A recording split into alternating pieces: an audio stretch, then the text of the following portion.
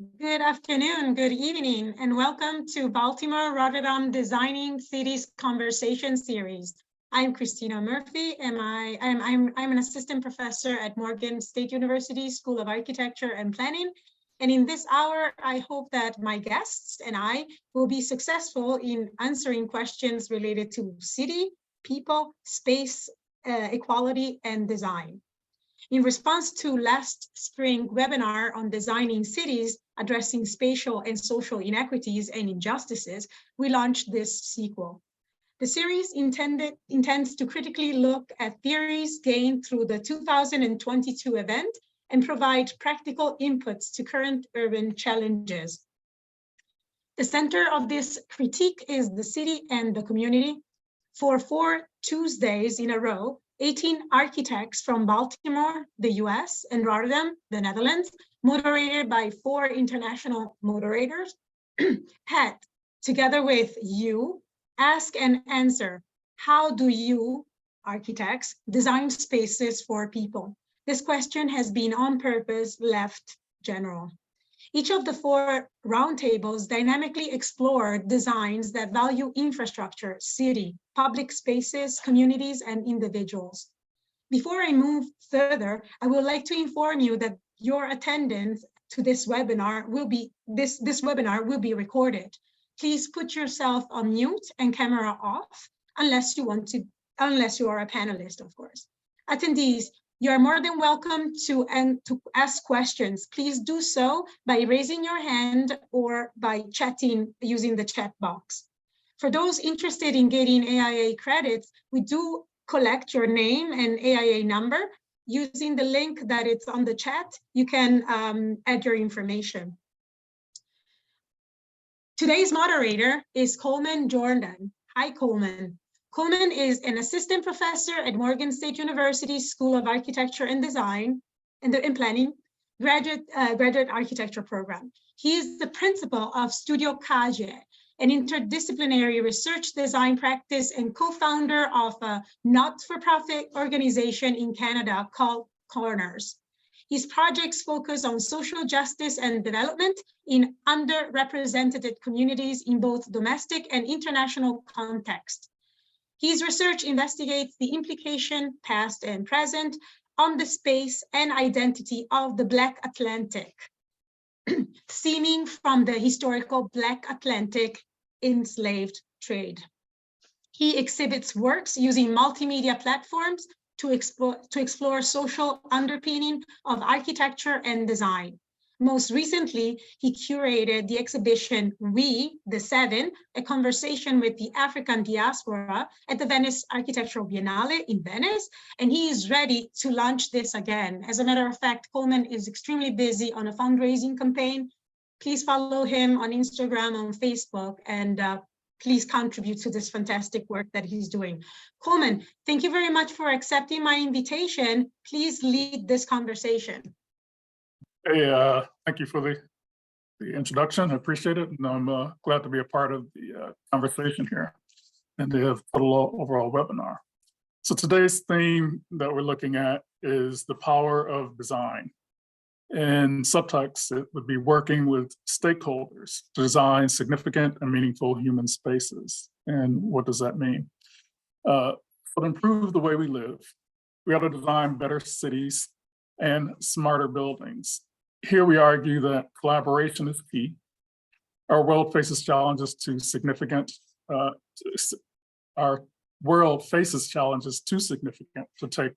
tackle as a single interdisciplinary or a single disciplinary approach.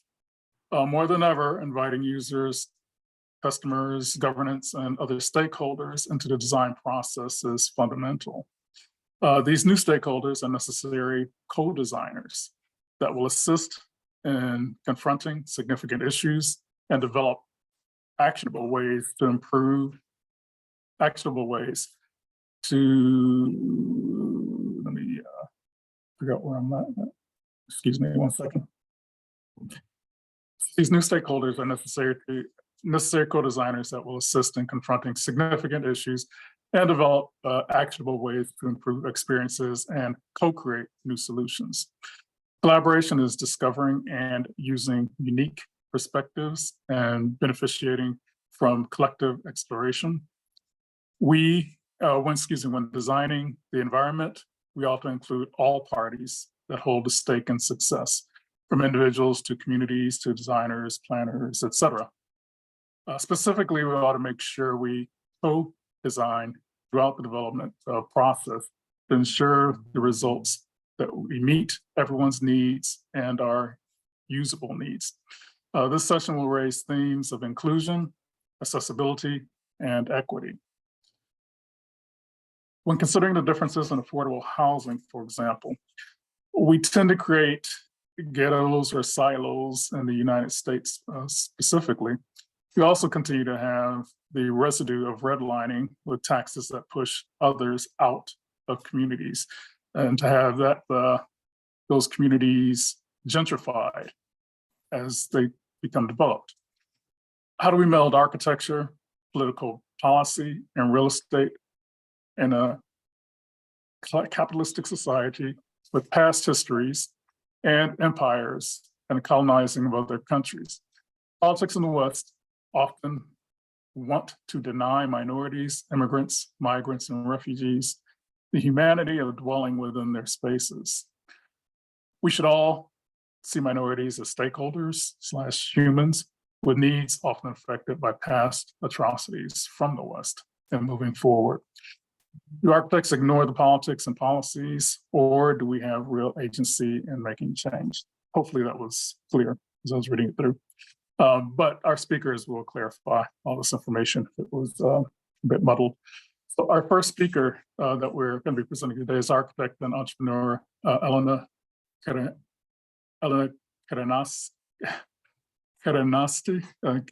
You can correct the name. I know I'm saying it incorrectly. From Rotterdam in the Netherlands. To give you some background of Elena's an architect and entrepreneur in Rotterdam. She studied architecture in the National Technical University of Athens in Greece and Berlage Institute in the Netherlands, and has taught for several years in the Technical University of Crete and in Catholic University in Leuven, where she was coordinator of the first year design master's studies. She's built extensively in Greece and in the Netherlands with a focus on housing and self-building wooden sustainable structures. After working for several firms for design and management of interior, housing, and urban planning projects, she started EXS Architects in 2008.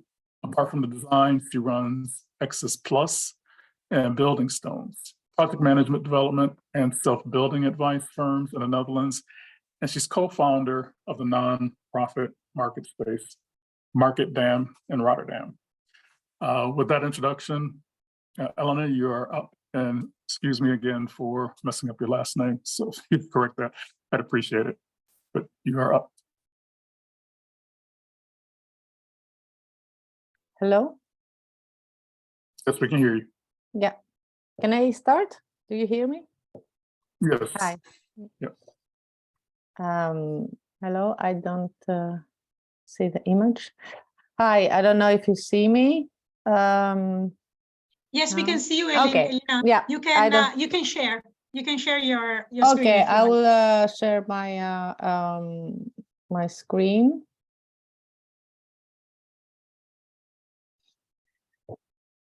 Yes, now I see you too. Hi, I'm Elena Karanastasi. It's not a big deal. I'm from Greek origins and working in Rotterdam for many years, and I've taught in Greece, in Belgium, and in the TU Delft also in the Netherlands lately. Parallel, I'm also have my own practice based on wooden. A lot of private clients with wooden and bio-based materials. Last year, I chose to show Makerdam, like we say Rotterdam, Makerdam, and Makerspace, a collective makerspace that we initiated in Rotterdam. This year I want to show more student work or the questions that students made me wonder, and not the other way around, because it's intriguing, I think, and whoever wants can see my built work, but this is more what I would like to put on the table for questions later. So let's start. I don't have so much time. It's from a lot of years of studying. I want to focus on the Maggie Center, a design studio. I don't know. Yes. So here there is it's a design studio, and that I run in Leuven in Belgium. Worked a lot of years with user experts. Here is the Het Dorp studio in Het Dorp in the Netherlands, in Arnhem. User experts were people with disability, and it's a village, you can see on the left, with a lot of people with disability, that was built in the 60s from the first ever televised marathon that raised a huge amount of money in 1962, and it was built purely with money from the public. And of course, now it's outdated. You cannot put people with disability in a village and exclude them. So the question was how to deal with the inclusion, or building typology, inventing typologies, and research on living and a lot of functions of able bodies together with disabled bodies, and fill everybody's needs. So this is being built now, not from the students, but we helped a lot in the discussion and research. This is built by architects, being built, and it's very interesting to have a look at it. Sorry, I don't know how to, yes. So this research led to other studios for several years, called Maggie Center Studio, which I asked students to design a Maggie Center. This is a workshop with patients who were our clients of the studio. What is a Maggie? I have to explain. A Maggie Center is a space that people with cancer can spend their day, and and also not only people with cancer, but their relatives, people who had cancer, they are cured, and there is no ticket, no appointment. They just go in and enter whenever they want. They can spend their day and then go out. And there are places where people are welcome whenever they need. As you understand, I use this a lot as a metaphor for the discussion later. It's not about health and designing for health, but it's about inclusion. The interesting thing about Maggies is that they use the people first language. Is a language that you put the person first. So you'd never say a disabled person or a cancer patient. You say a person with disability, or a person who has cancer, because he is also a teacher and a father and a person who plays the trombone and a lot of other things.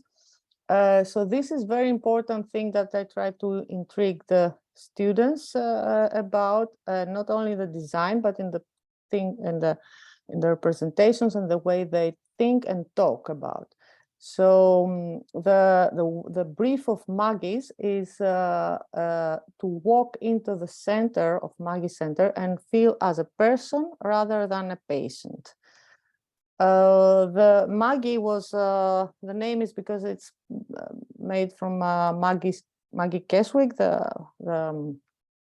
Perhaps many of you know this story. It's the wife of Charles Jenks, who had cancer and created these centers, and through her network gave a lot of commissions to very famous architects and created a lot of funds. The reason was that when she was asked, the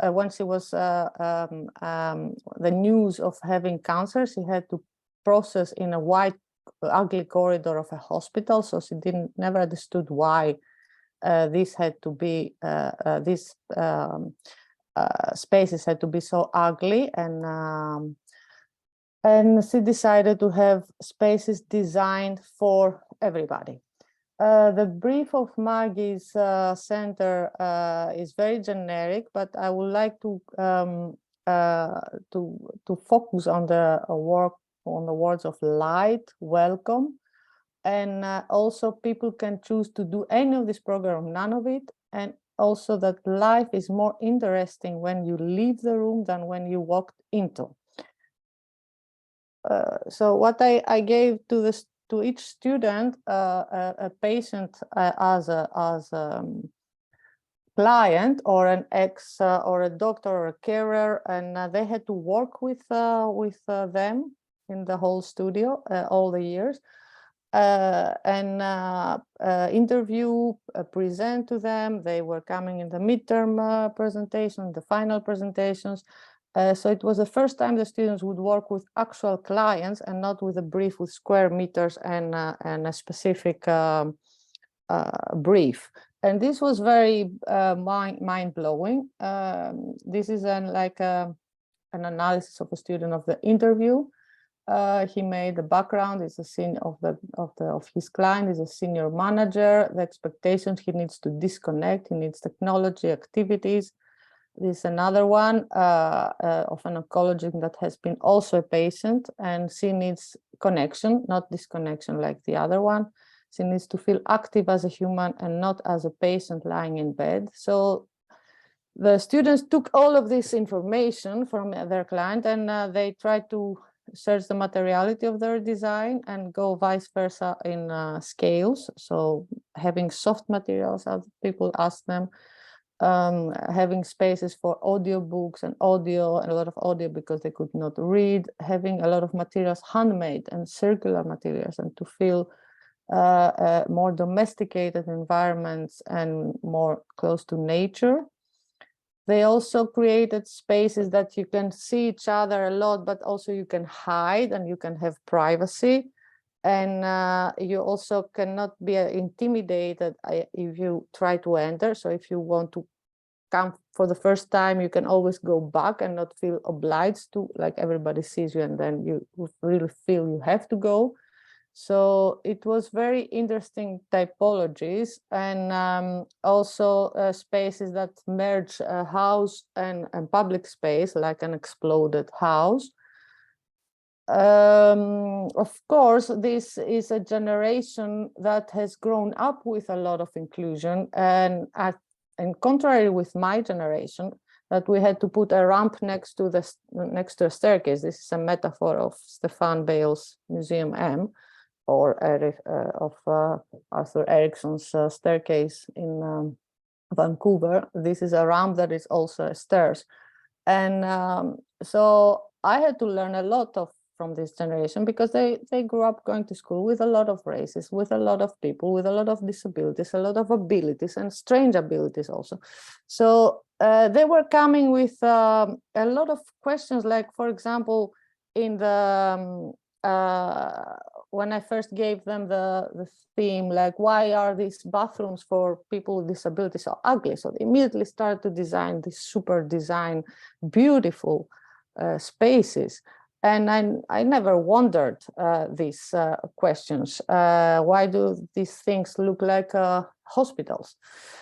So whoever wants to know more, because I don't have the time to explain, can also go. These projects are published in the Architecture of Hope of Charles Jenks. Like, you can see a lot of how students took the domesticated objects and they made them as public spaces, and trying to reinvent typologies using house tools of housing for public spaces, or can go to ResearchGate under my name and as a co-author. It's a lot of written together with other researchers, and see some articles on how to design for others if we only have our own experience to rely on, and several papers and presentations.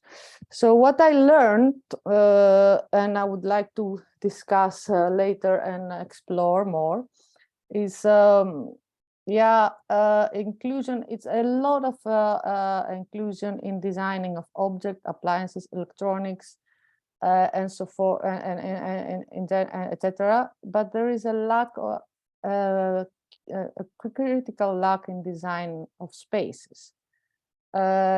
Accessibility happens a lot because of the rules, and there is little thinking of human first design. Like I discovered with working with people with disability that no effort, it's completely obsolete when you talk to the needs of the real people. And equity needs to happen from above. What I mean, I would elaborate in the discussion, but mainly that people who need most of the equity, they don't know that they need it, I think. That's what I discovered. And there are a lot of people that are happy in their unhappiness.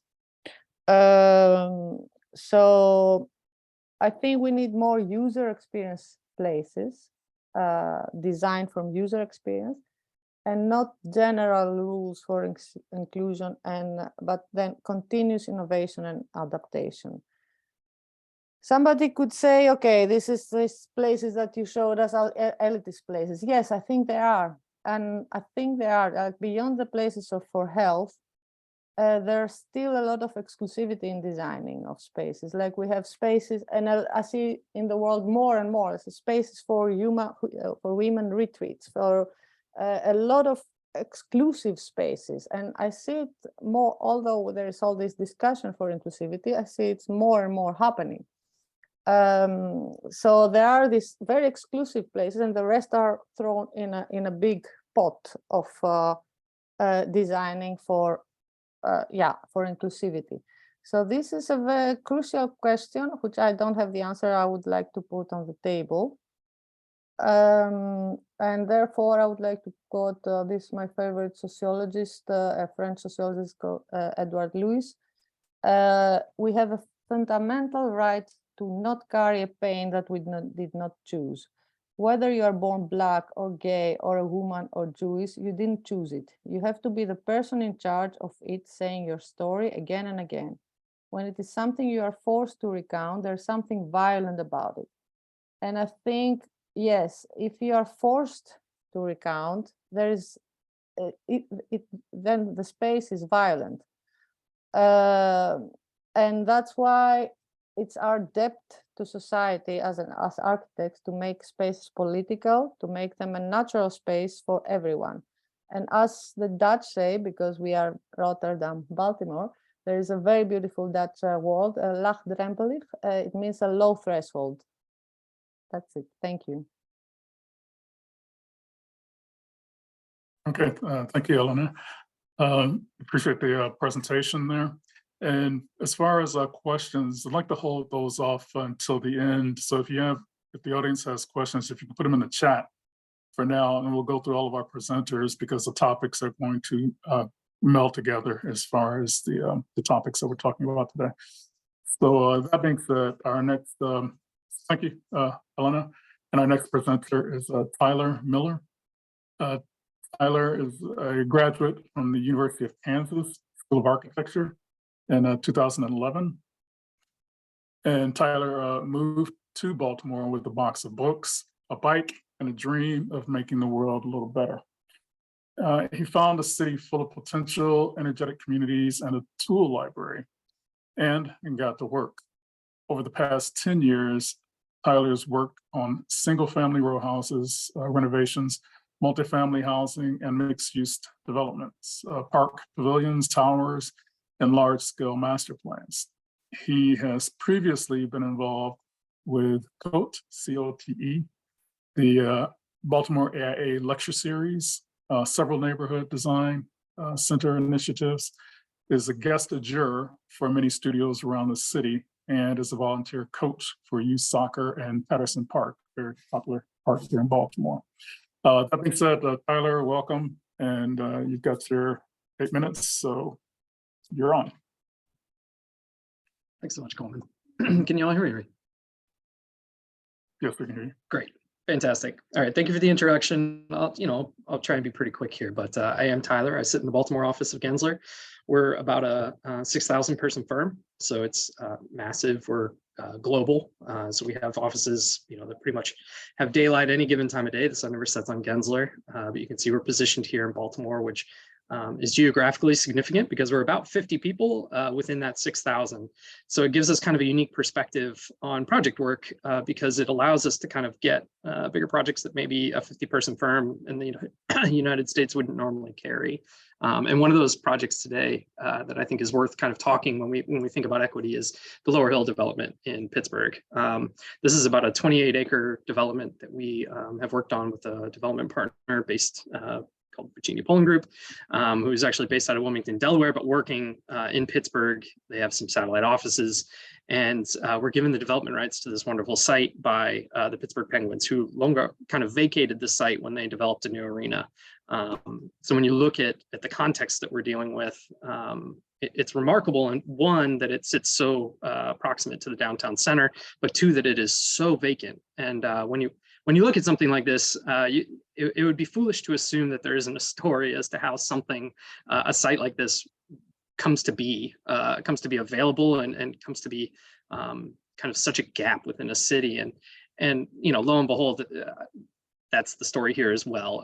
There's a tale around kind of urban renewal and the wrongful destruction of neighborhoods and poor public policy, and a litany of things have happened over the decades to kind of give us the canvas with which we're working in. And short of kind of regaling you with hours-long story of what that history is, I'd rather kind of talk about our process as a design team and how we grapple with a site that's as complex as this. So there's wonderful books written about this, and I think it's a great litmus test for the rest of America, but we're just going to kind of keep moving on, and hopefully we can address it in the conversation.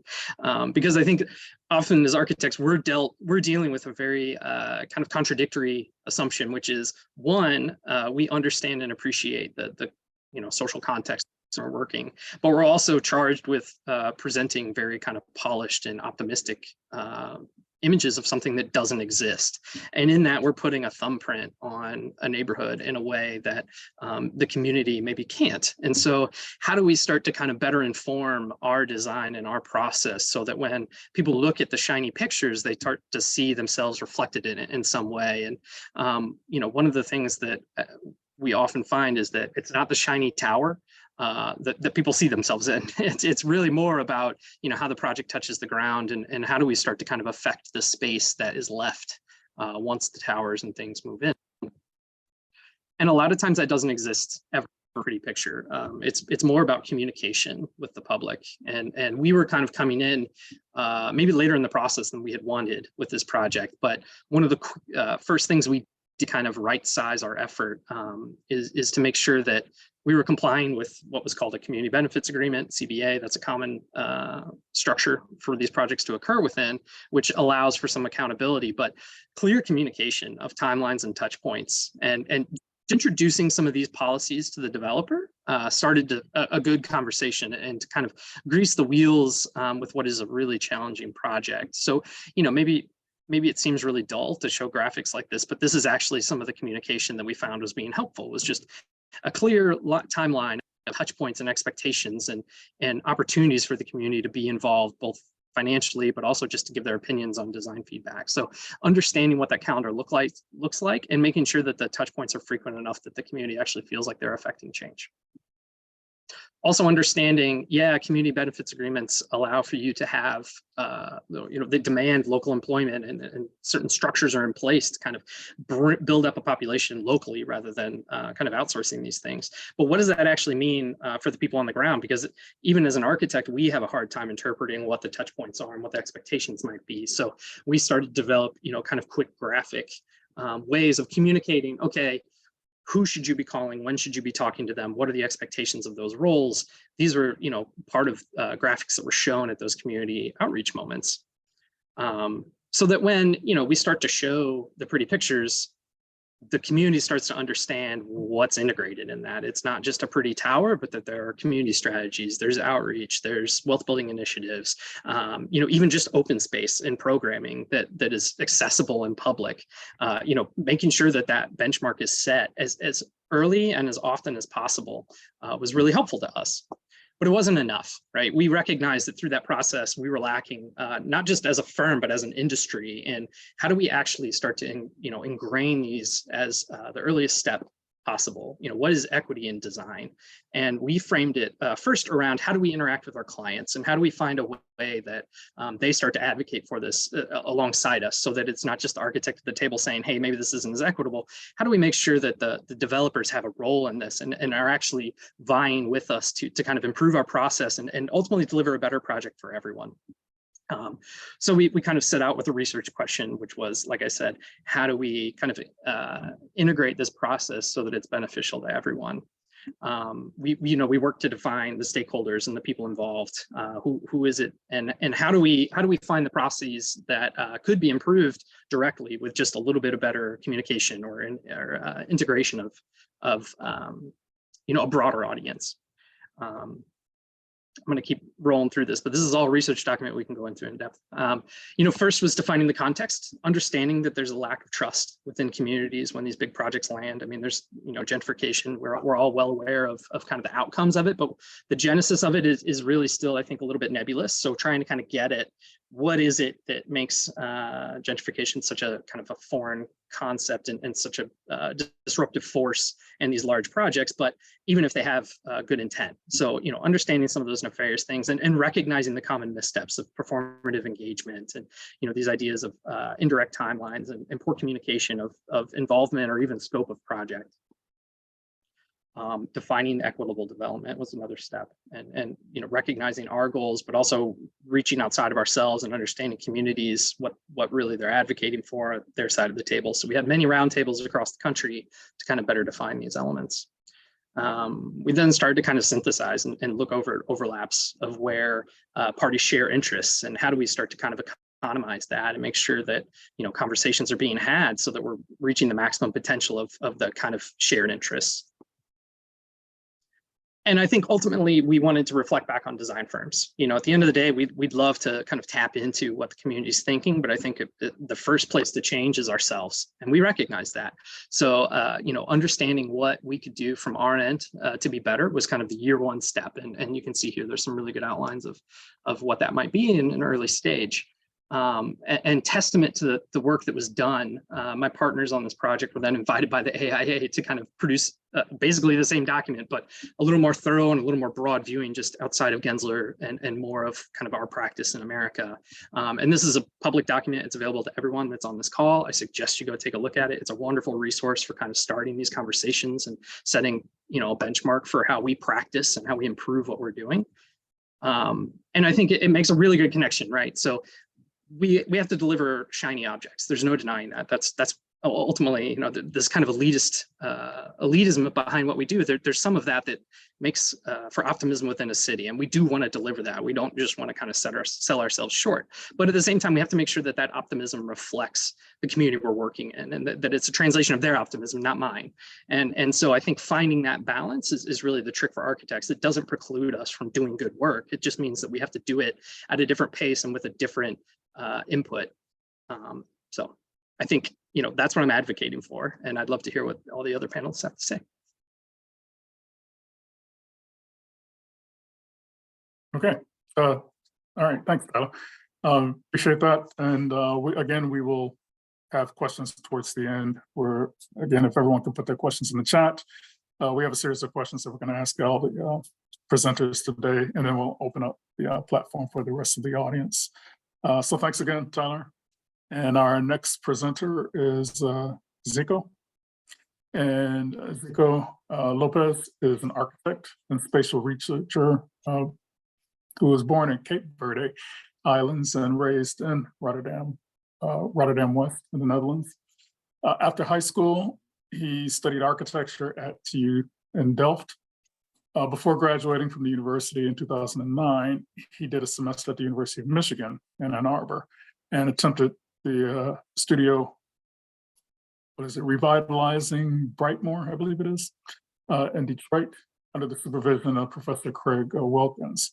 After his graduation, he started working as a freelance architect and has been involved in several projects, such as in the Netherlands and abroad, including National Art Museum in Mindelo, Cabo Verde, in collaboration with Ramos Castellano architects. In 2018, he founded Spatial Codes, a studio for architecture and inclusion, an architecture studio that deals with the relationship between humans and their immediate living environment, with the aim of creating spatial interventions that add values and at the same time amplify the sense of space, place, and time for both the environment and the users.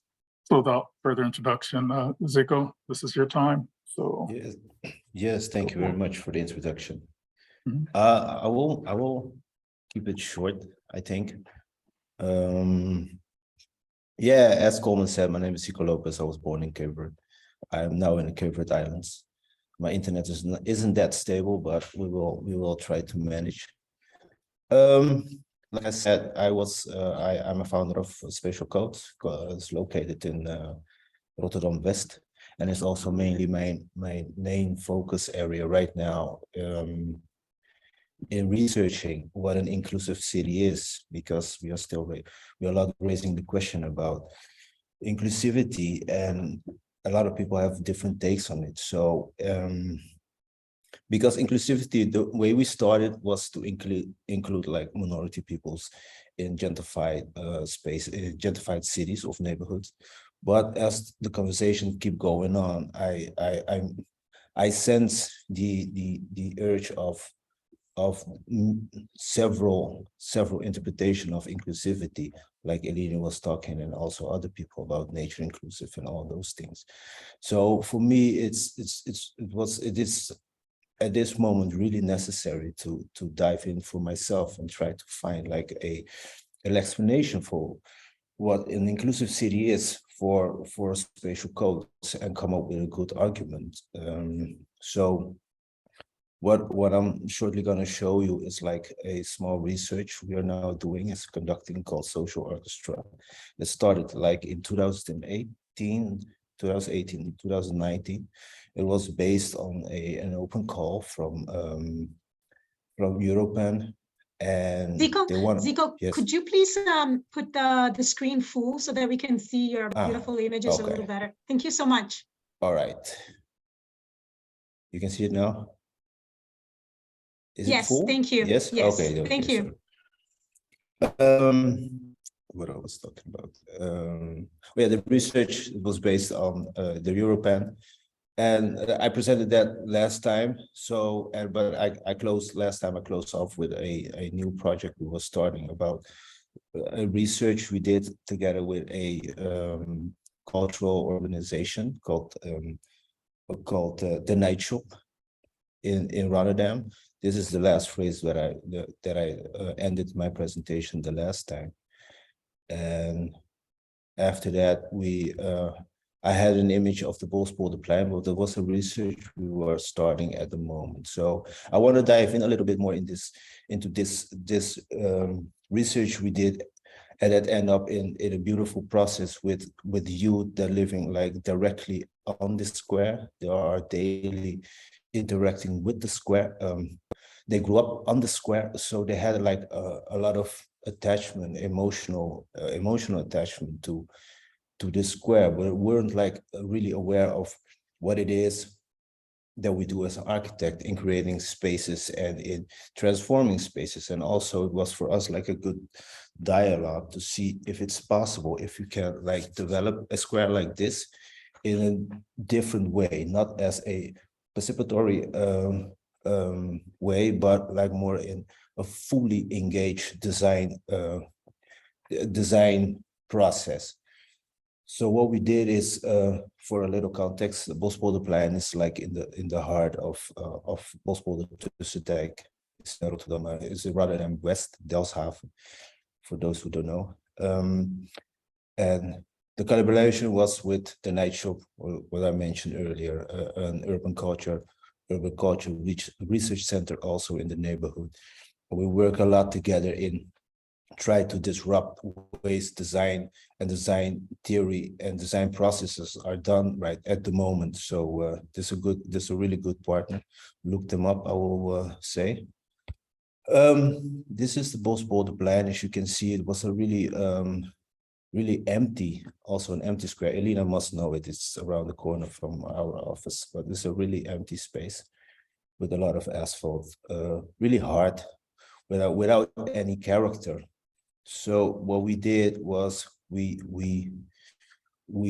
tackled this case as a research with like a group of 8 youth that live directly on the square and see the square operating on a daily basis, and who have been living on the around the square for at least 25 to 30 years. So they had like a real good notion of what the transforming was and how such a place transformed their life or build up their character. So for them, the sense of place as the sense of ownership was really important. And also, as Bosbolder Tussendijk is transforming a lot, they are sensing there's a lot of things going on and a lot of things happening, and also a lot of their demands are not being met by policymakers.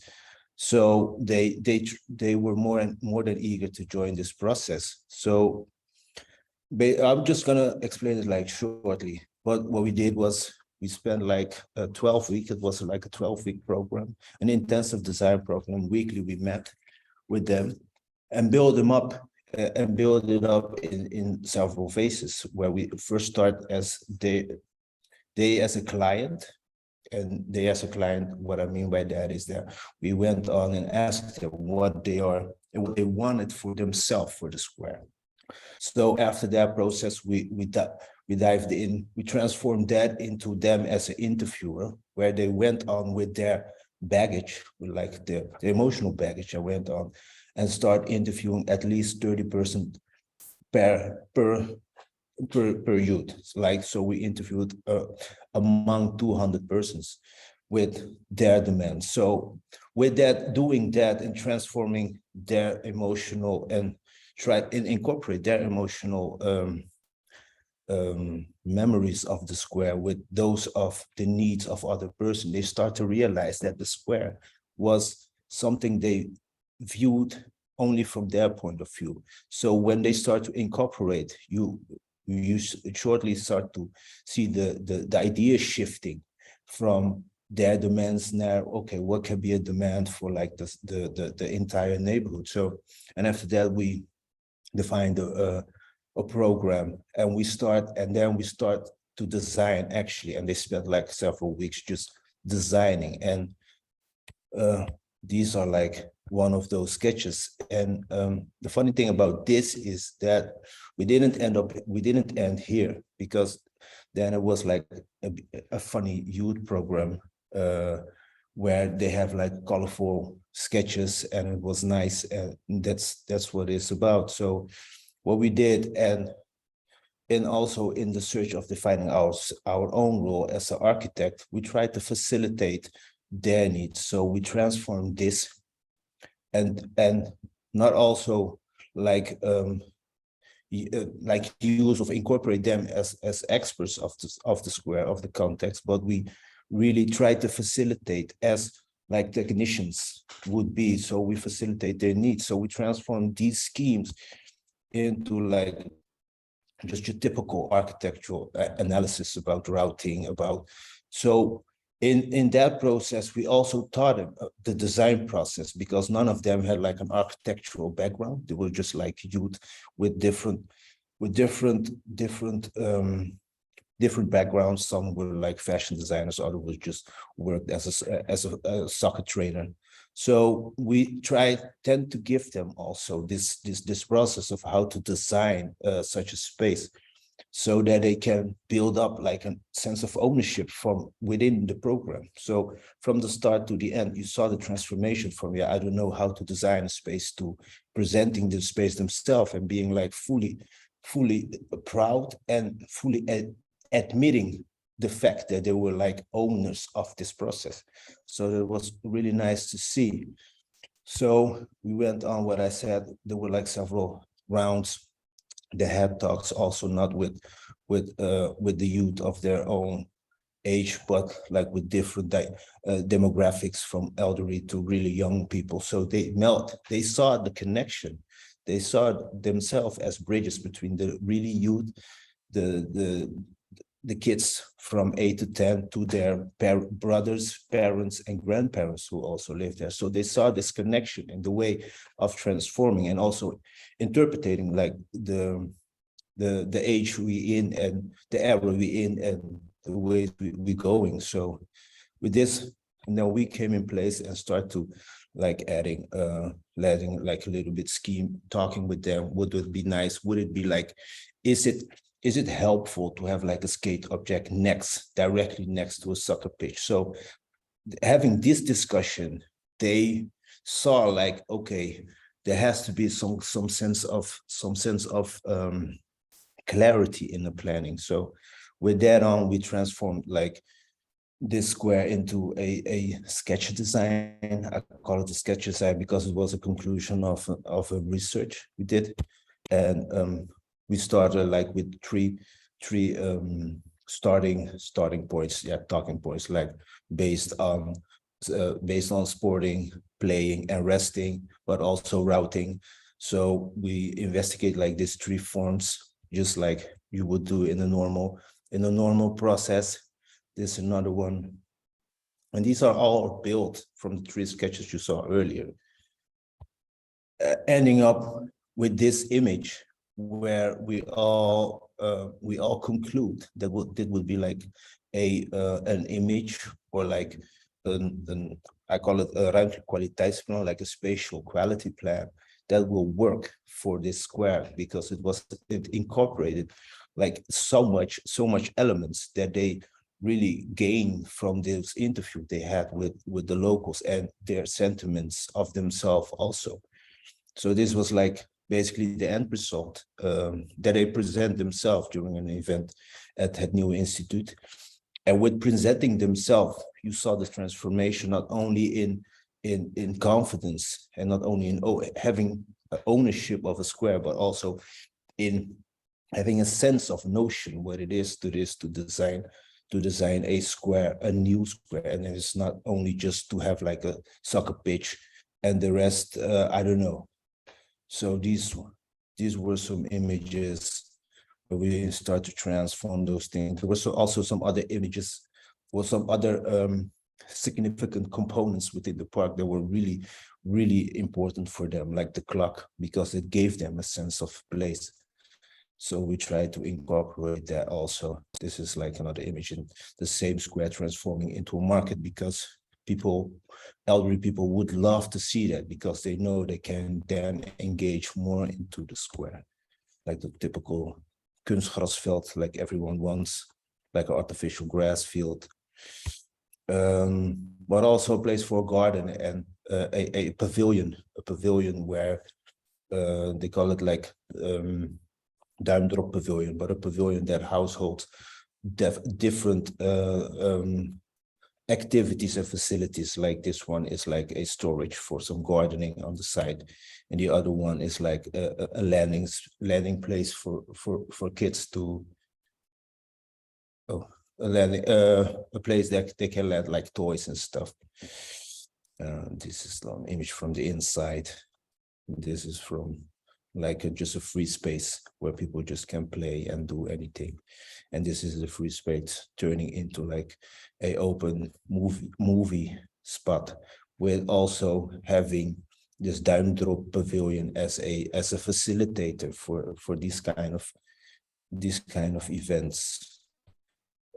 This was the conclusion of their research. We think that this type of interaction and this type of design process can be really interesting for policymakers to start to build a sense of ownership and use this as a starting document, because it's really embedded inside the communities, really embedded inside the current user, as a starting point to start developing these type of areas, and not come up with a concept and then getting like the community incorporated or community involved in the process, because then it's too late, because we architects know how to sell a story. So I think we can shape a narrative in such a way that people just will get along with it somehow. So this is like phases way before you have the idea, of before you have the concept. Be open-minded and be free to experiment in these type of things, and use like local creative thinkers, and add some resources to them so that they can be able to come up with a starting document, a discussion document, where you can then on build your project on as a policymaker, because I know you cannot build from bottom up, but the top down isn't the way if it's not done properly. So with this, we are also now we are starting like more researches, because this triggered my mind a little bit about, okay, what are these other elements that defines like a neighborhood? So now we are conducting two researches actually. One is all traces of identity. That is a research within ourselves. Also, we wrote an essay about it. What does define like spatial identity? So this is just a visual essay. We have also written essay, and it's like it's gonna be a never-ending process of what defines a neighborhood. What are the nuances of a neighborhood that really needs to be cultivated or needs to be like accelerated? And next to this, we're also focusing on corners. We did that before, but now we try to see what corners actually can mean in an existing structure that is now gentrified, like Botu. So this is more to come. Maybe in the next presentation we will dive into this. Thank you very much.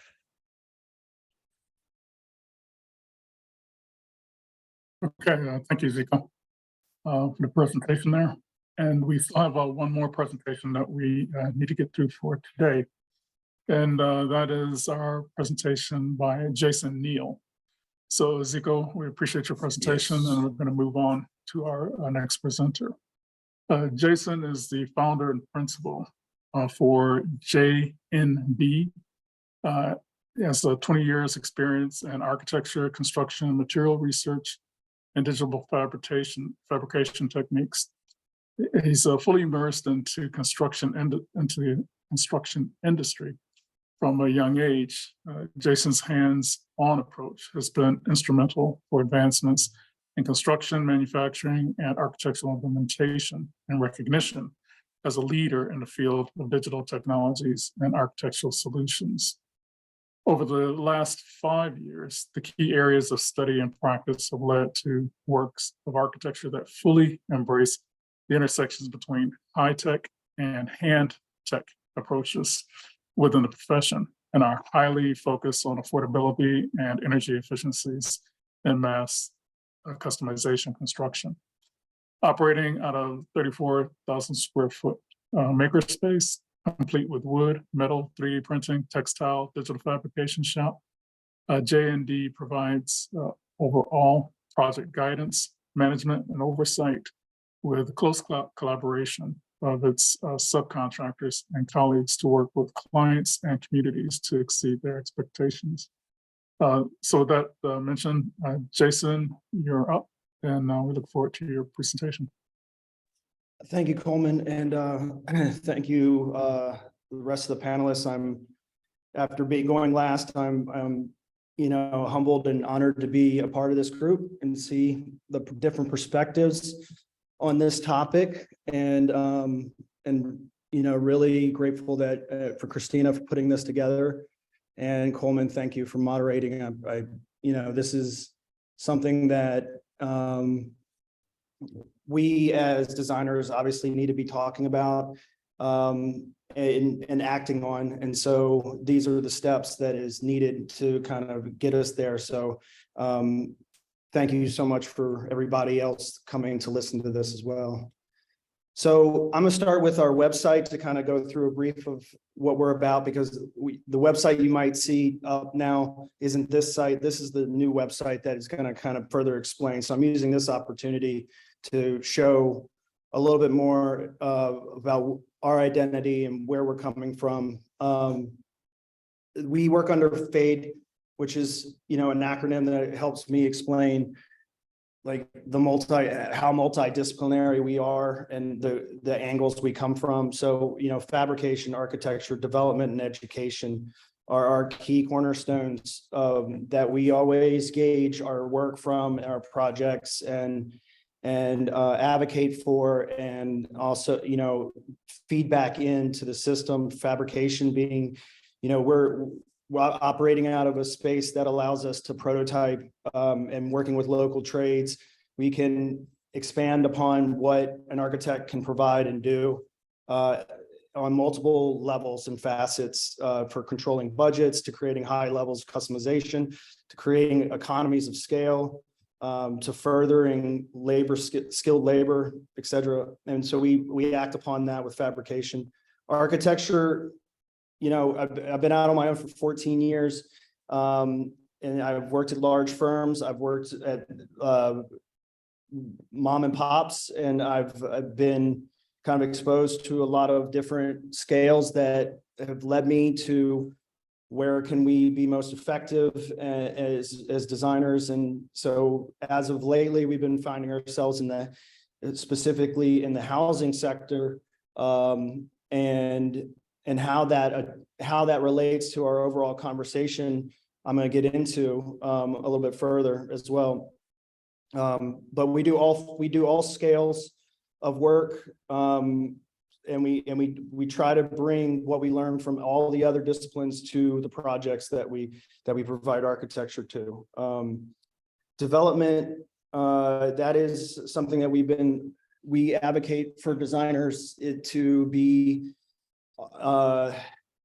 always, you know, potentially be a source of development, or as far as we need more people that have our skill sets in developing work.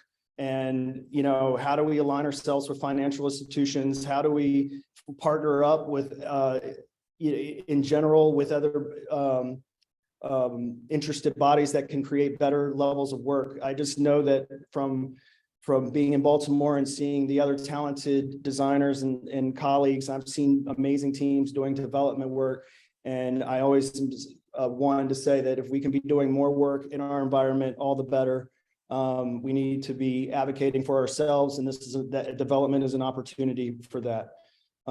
Education, everything that we learn goes back into what we've learned. It goes back into how it can teach the next generation, and hopefully lead into some new scenarios, you know, preparing people for what's to come. Those kind of items is we feel an obligation. So we're involved highly in the local institutions, from high school level, actually down into elementary level, up into a higher institution. So we're running workshops with students down in elementary doing digital fabrication, up to teaching high schoolers how to do build passive house level door systems by hand from scratch, and up to college level, being here talking at this level, and also working within the multiple other institutions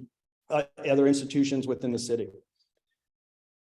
Okay, so what I'm going to talk about a little bit more too, if anybody has any interest as well, I'm just going to propose that they go and just look at our Instagram page.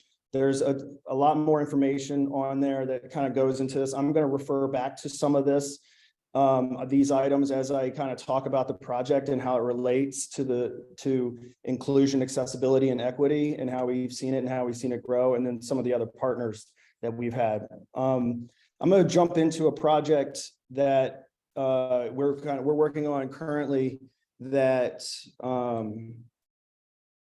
see slideshow. That it brings up probably is our apex. This is where we're on the precipice of our knowledge at this point with what we've gained. As far as we have a client that we've teamed up with about 3 years ago that brings these levels of organization through a community land trust that we're working with, that is in a part of Baltimore that is one of the less as far as a community, it's one of the more marginalized communities in Baltimore. And for multiple reasons.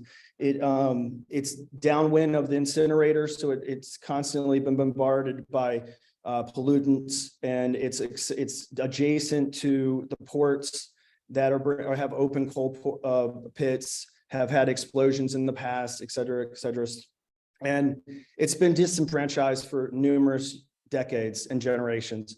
And so we teamed up with this land trust through working with organizations such as the Neighborhood Design Center, getting to know, like, you know, the other participants that are like-minded in the mission of creating more accessibility to better affordable housing in Baltimore specifically. But this will directly relate on multiple levels, specifically in the US, because we'll get into some of the scenarios why we create in the US, we create so much of our wealth and therefore power based upon our equity in our home. And so a lot of what you see economically is determined on the fact that people don't own a home. So you start to lose the equity right there in that scenario.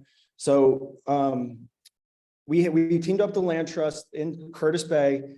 They have multiple levels of challenges that they have to be met. And we were tasked with bringing 10 units onto 2 sites that I'm just going to skip to the site. This is a site plan of the units. This unit is a duplex. It was a single family at one time. This is a 6-plex, and it was a new piece of land.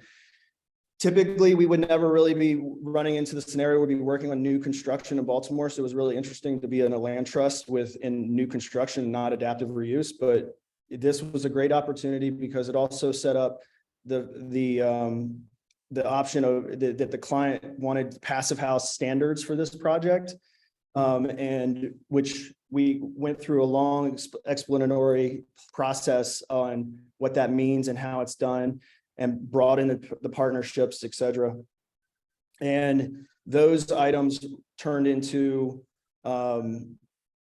excuse me, sorry, the distracting, but the partnerships with the land trust, we started to create a scenario where of the zoning aspect, they brought me in to consolidate the lots and also provide the housing. I had to provide the team. So I had to create the team of passive house engineers, architect, or other designers, landscape designers.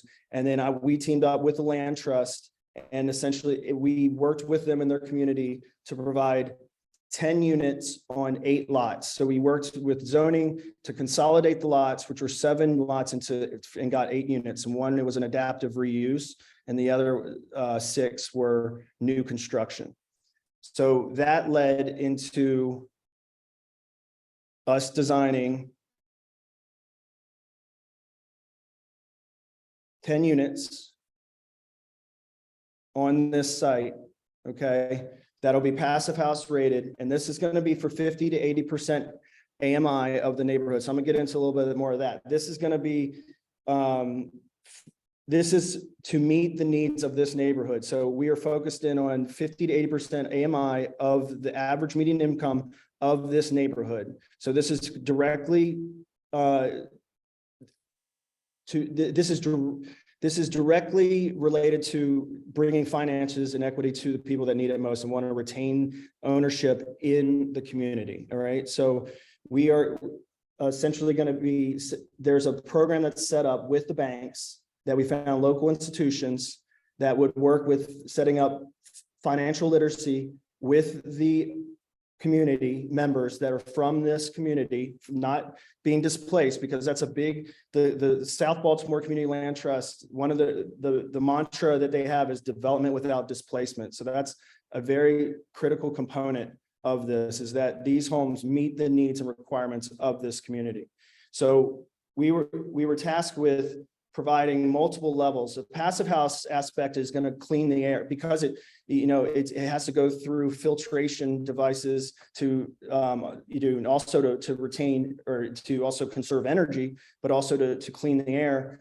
The passive house level aspects of the build start to provide security against the environment that these individuals live in. So these places are high levels and communities of asthmatic symptoms and respiratory illnesses. So the building techniques and the things that we're trying to do really play to trying to keep the occupants healthy as much as anything. So and also the passive house aspect brings the quality and the construction that will provide a long lifespan for these buildings, which will be ultimately owned by the community members in tandem with the land trust. So they will have a voting board. 2/3 of it have to be members that own are residents of these units and own these units. And then they put in their input for how further developments that they take on amongst this community in the future. So there's a direct participation already kind of baked into this. Because we're also doing passive house as net zero, so we're taking off the house burden of additional utility bills. So it'll be something where that won't need to be an item that can actually go back into to helping them stabilize them financially, right? So they don't have that scenario. So and then we'll get into a little bit more if there's any questions on this. We have this, a triple bottom line is that we're looking at the equity, economic development, and ecology of this overall. As far as a couple of key takeaways, I guess, and try to wrap it up so that we can further the conversation, is if we were talking about inclusion, accessibility, and equity, we have, from our perspective, I mean, it really comes down to be about contextual. Like, we're looking at what's tearing the fabric of this community apart and trying to deal with those things on their most basic fundamental level, and then rebuild back a system. It has led us into multiple avenues. We've had to change policy. We just recently have a bill in in Maryland General Assembly that's changing the policy for how land trusts are considered condos, which was a very big financial burden legally on this project. So we have bills that are actually starting to change policy, which is a big portion of this, advocating for like how the land and things, how do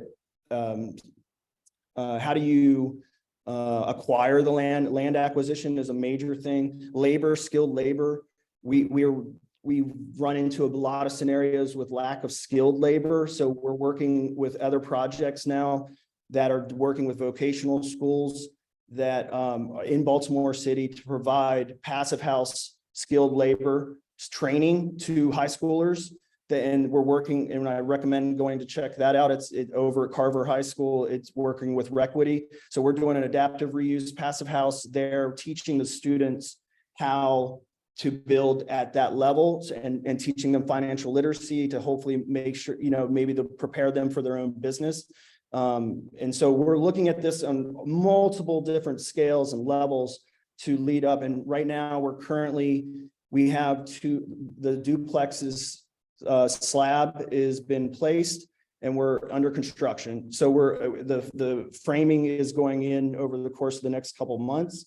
So there's going to be, if anybody wants to see more on that, we'll be definitely posting about that. As far as talking about going back to those inclusion and equity, we see as far as a lot of this, it goes down to, as far as inclusion goes, is ability to self-advocate and have agency to determine the outcomes. That's the way we see it.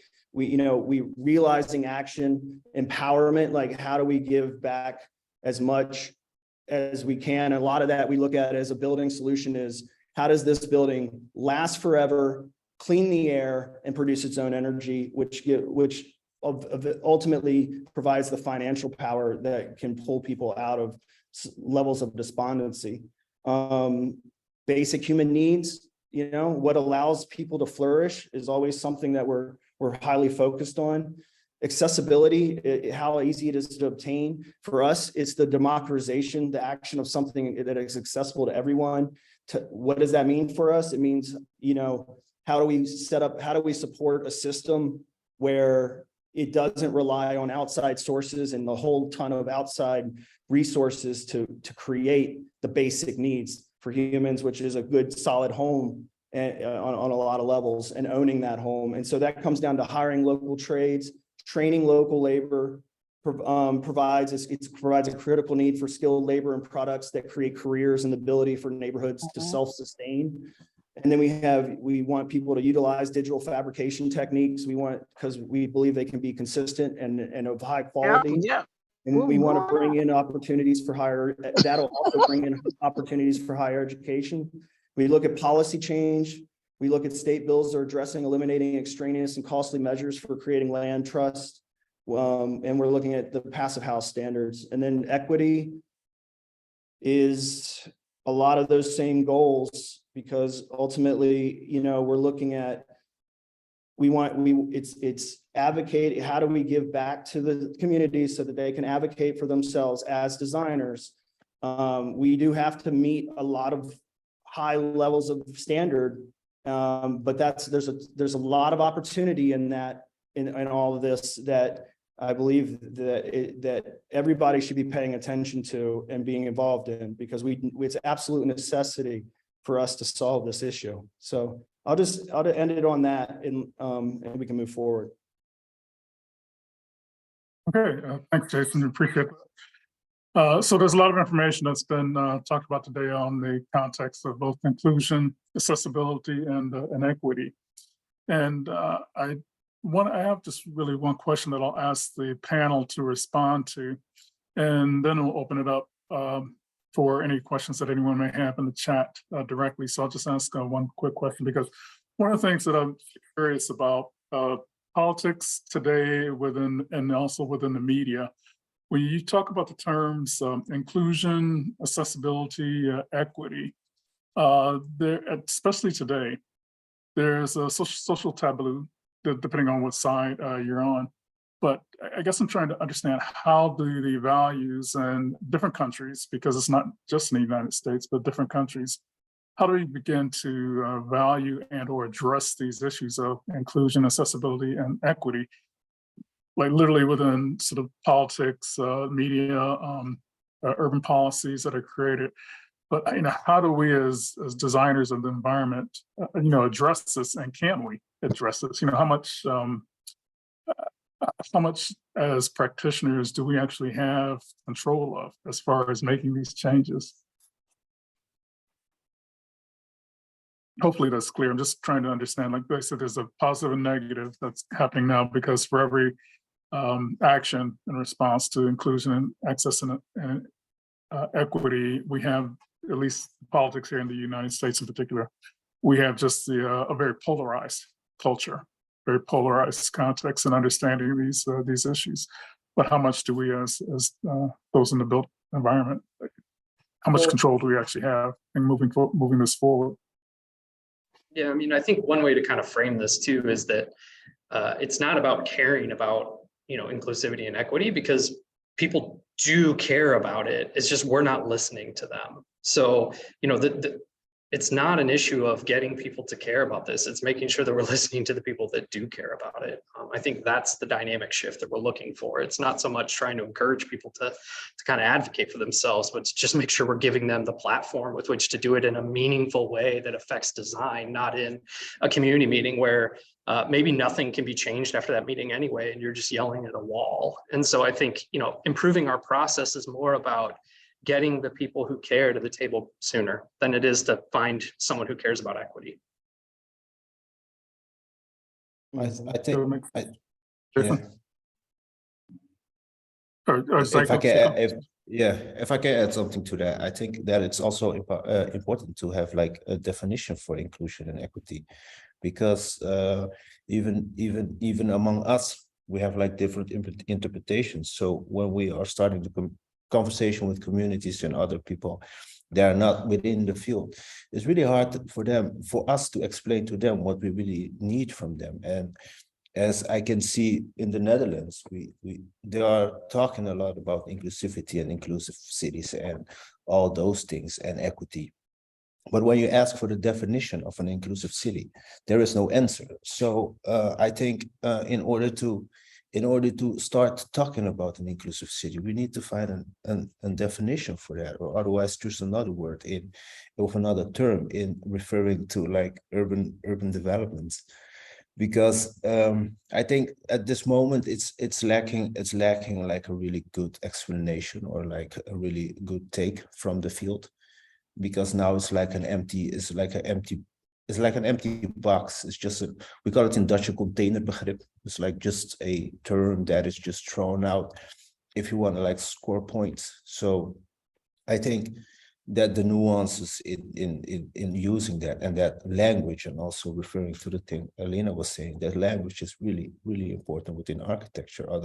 Otherwise we all gonna just talk alongside each other and don't understand what we're talking about, while we still have like the deep needs to contribute to something good. Yeah.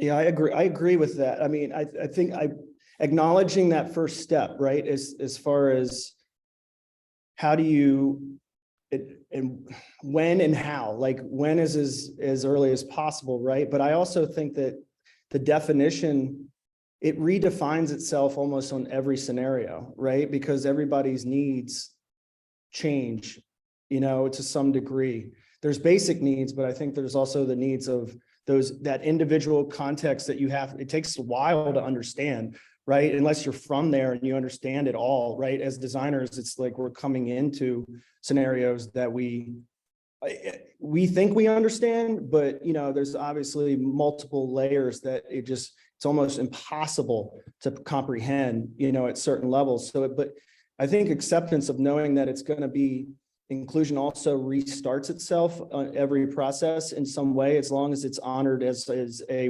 like, how does that look? You know, what does inclusion mean to that neighborhood? You know, as long as those measures are met, then have we done that job correctly? You know, that, I mean, I don't know how to, you know, I know that doesn't really answer anything, but I find that to be the more challenging sector of like starting it off in a direction that you can keep momentum going too, because we all know how important momentum is on these projects as well. Yeah, I think, yeah, as a definition in the Netherlands, at least, I mean, it goes beyond the inclusivity has to do here, in my experience, more with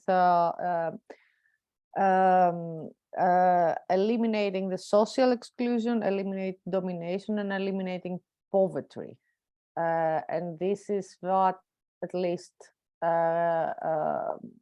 government is trying to focus on. And I think it's this spreads in a lot of European countries, and that's why I mentioned also this a French sociologist that goes beyond architecture, because he challenges what is in Europe the main approach of the leftist parties, like that they put all the effort, or all the how do you say, all the decision making to the poor people, for example, or to the people who are they have to decide, they have the responsibility, while a lot of people, I don't remember who said this, they also don't know, they don't have the financial literacy, or they don't know that, like the father of Edward Lewis lives in a house with broken windows and broken back, and he votes for Le Pen. And he's happy with this. He doesn't want anything to change in his village, while his son changed class, not because he wanted to change, but because he was gay and he could not stay there, and changed class and has a PhD. And now he has the tools to trigger this inclusion. And it's more complicated, and that's why I also mentioned that this has to come from above, that it's much more complicated participatory processes now. And I think all these presentations showed also, Tyler, a kind of top-bottom system that we can impose, which is also at the same time bottom-up. And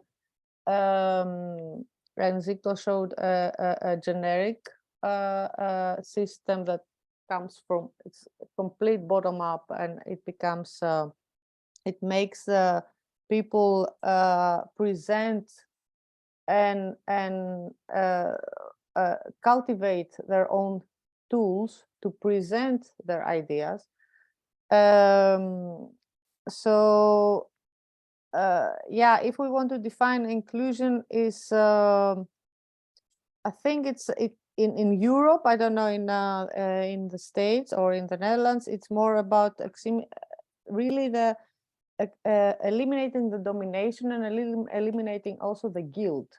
I have an office in an area that where Zico is, and it's old Delfshaven, and my office is on the edge of a harbor full of very picturesque buildings where all the ships were living for the colonies in the past, bringing wealth to the Netherlands. And then there is the edge, and then there are the poor areas.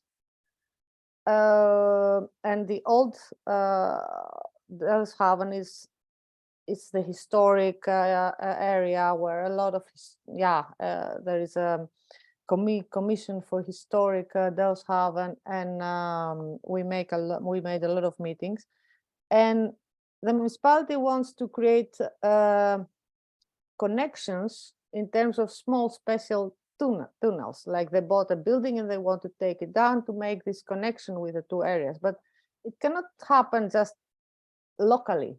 So none of the people that from the areas that Zico mentioned from this square came to the meetings in the churches we made in the areas. And so although they have Facebook, they knew, but they just didn't appear. So these small connections, they cannot, it's not enough. So yeah, it needs more like to feel like they are heard from the beginning, not in just meetings. Yeah, I think I would agree. And looking at some of the questions in the chat, I think you've actually responded to like the definitions, and then I think with Jason talking about the sort of is it the who are the stakeholders, the community? Are they reaching out to us? As Professor Kirchner is asking, do the communities reach out to you, or do you reach out, the other way? I think some of that has been responded to. It sort of reminds me of, sustainability, the term sustainability when it became the sort of canon of the day. But I do think that we have to be careful about how we are defining these terms of inclusion, accessibility, and equity, as Zico was mentioning. But I think, as we've heard today, there are so many different variations on how we actually are approaching it. And then Tyler, I think you're mentioning the context of basically understanding, giving the platform to the client. We're talking about people here. They're talking about clients that have other differentiations, I guess, as far as how they're living through their lives and approaching it. But if we see them as us and us as them, then I think we can potentially move forward within this context, hopefully. I think it's even Christina, trickier. Sorry, just to clarify, because I think it's actually trickier, because what I'm saying is it's not even the client, right? It's not the person with the money. It's like we have to listen to everyone. It's just because you're paying for a building doesn't mean that you own everything about that building, including how it touches the ground. And so we have to recognize that our projects have a responsibility to everyone, because ultimately we all want to interact with them beyond whether or not I own the structure. You know, just because I own it doesn't mean I'm the only person that can speak for what we need as humanity. And so I think it's broadening who we think of as client and stakeholder is the first step in this. And then advocating back to who are our clients and making them understand that input is valuable and it makes their project better. And that was at the heart of my question. Do you seek out the stakeholders, or the stakeholders seek you out? A client will seek out an architect. But in your process, are you taking the initiative to define community? And how do you define what community you want to impact or be impacted by? That is my question. Yeah. So is it directed at me, Samia, or do you want? All panelists, what is the process through which you define the community from whom you want the impact or who you seek to impact? I mean, I'll take a brief stab at it. I'm sure there's various answers to this. From our standpoint, you know, our client is ultimately the person that owns the building, but our constituency, our stakeholders, is a much broader audience. And I think the first way to go about that is to take a very local approach, you know, recognizing that we aren't where our projects land all the time. We have to find someone that is. So we would advocate then for, you know, just because we're Big Gensler doesn't mean that we're not. I live in Baltimore. I know Baltimore really well. And so when big projects come to Baltimore and someone in London may have the client relationship, they pull us in to kind of be the Baltimore, you know, to kind of help them understand the stakeholder group that exists within the neighborhood they're landing, and then get them in touch with those people. So it has to do with our own activity in the community is a great resource from an architecture standpoint. But we're advocating actually for the developers to kind of take the charge on that, because they know their projects are coming long before we do. And so they need to also be a part of this process. We have to reinvent. Everyone that touches a project has to reinvent their process to include this. It is not being done very well. You know, we look for case studies across the nation, and we found very few. There are some, but there's certainly, it's a flawed process that we're trying to invent as we go. Thank you for sharing that it's a flawed process. And I think that it has to be acknowledged that the flaws lie with the way the contract document that AIA sanctions allows the architect to primarily be the spokesperson of the client. And if the flaw exists, what are registered architects, members of AIA, doing to eliminate the flaw?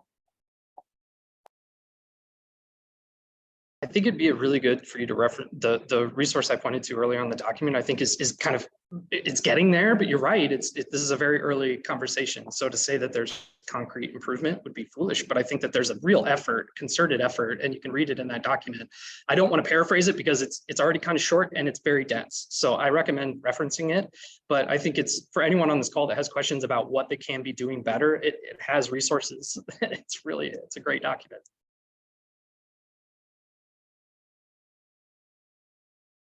Okay, if we don't have any other responses, I think to that, Christina, you want to chime in on the time? Yes, absolutely. Let me share again this with all of you guys. Unfortunately, Fortunately, I need to not put it. Okay, well, I will conclude here. Thank you again, everybody, of course, for being with us. Thank you, Elena, Tyler, Zico, and Jason for all this insight. Of course, one hour is not enough. Thank you, Coleman. I would like to just pinpoint a few things that I was extremely impressed in listening to, and it's really random. All of you said it in different ways. So, for instance, there is too much exclusivity, Alina. I totally agree, and we don't realize that, and we don't realize that most of us just accept the status quo, and we shall not. And us, as innovative, should be experiencing architecture and spaces and then design. Not for everybody, but for the specifics. We tend to, generalize and put everybody in generic boxes, but actually we should not do that. It's a very difficult topic, and we should probably have a webinar about generic architecture and be more specific. And the first place to change is ourselves, Tyler. I totally agree. And there is an absolute necessity for change, for design inclusively, Jason. Thank you, all of you, for joining. This is the last session of the last panel of this session, but of course the lecture series at Morgan will continue. Please note that this has been recorded. I would like to thank all our sponsors. I know we're running late. I have been typing multiple times that these sessions are part of the AIA continuing units. So please go ahead and click the link. Next week, Tuesday, March 25th, no, it's not, we have 1 week free. March 21st at 4 p.m., the lecture series will go on in person at CBIS, at the university. We're gonna have questions for architecture. What should architecture be in the age of responsibility? By James Inandu. George Coleman, get me if I'm wrong in pronouncing his name. That's correct. Okay, so this has been recorded, all of you. So I hope that many will go back to these reflections. Thank you again, dear friends, and have a nice lunch. See you soon in Rotterdam, Elena and Zico. Tyler, I booked you on in March. Thank you, Christina, for organizing, and thank you, Coleman, for sharing this. Yes. Thank you. Okay. Go. All right. Okay. Bye, guys. Bye-bye. Bye. Great to meet you all. Yeah, pleasure.